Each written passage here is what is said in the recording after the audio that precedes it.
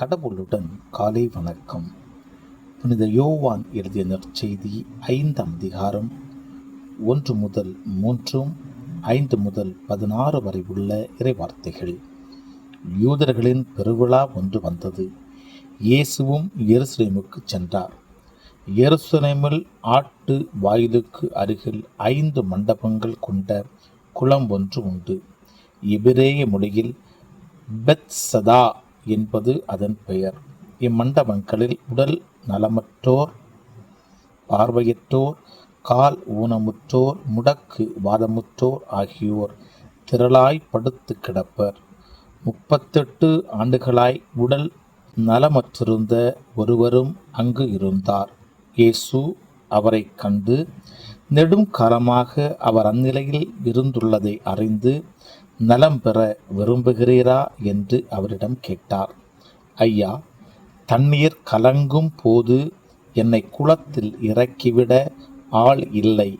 நான் போவதற்கு முன் வேறு ஒருவர் இறங்கி விடுகிறார் என்று உடல் நலமற்றவர் அவரிடம் கூறினார். இயேசு அவரிடம், எழுந்து உம்முடைய படுக்கை எடுத்துக்கொண்டு நடந்து செல்லும் என்றார்.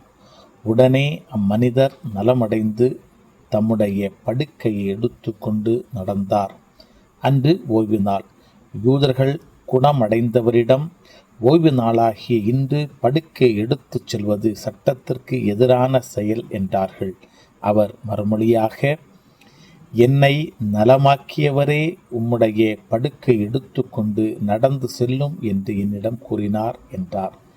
படுக்கையை எடுத்துக்கொண்டு நடந்து செல்லும் என்று உம்மிடம் கூறியவர் யார் என்று அவர்கள் கேட்டார்கள். ஆனால் நலமடைந்தவருக்கு அவர் யாரென தெரியவில்லை.